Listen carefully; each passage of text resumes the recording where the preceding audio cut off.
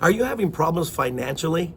May I suggest that it's possible that the reason why you're going through difficulties is because of your failure to tithe to the Lord. Tithing is the first 10% of our income, and it's commanded in the Word of God.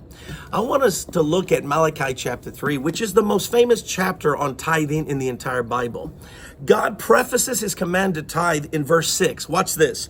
I, the Lord, do not change. So the first thing God is going to tell us when he's going to tell Israel to tithe, he's going to say, I'm not going to change on this. So there are people who say, well, I don't believe tithing is in the New Testament. Well, they're wrong.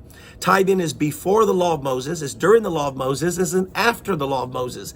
Jesus in Matthew 23:23 told us to tithe, and his words end the subject. So tithing hasn't changed. So as a Christian, you're still obligated to tithe to the Lord. Now, he goes on to explain to them that you need to return to me and you'll start seeing blessings come back. But they ask this question in verse 7, but how are we to return? And God answers their question. He says, will a man rob God, yet you rob me? But you ask, how are we robbing you? And the answer is in verse 9, in tithes and offerings. See, you can only be robbing God of tithes if the tithe belongs to him. See, Leviticus 27 says, the tithe is mine, saith the Lord. It is holy. So when we do not tithe, then we're actually robbing from God. It's like taxes. If you don't pay your taxes, then you're robbing from our country.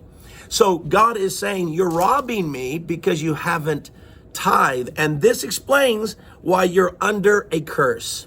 And this might explain to you, friend, why you're struggling financially is because you haven't given to God the tithe.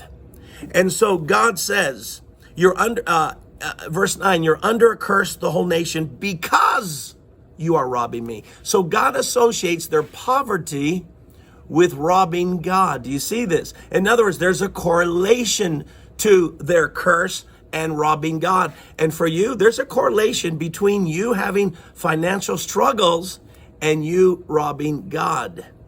So it is important that you stop robbing God to get the blessings. In our next video, I'm going to explain verse 10 about the blessing that will come to you when you bring the tithe.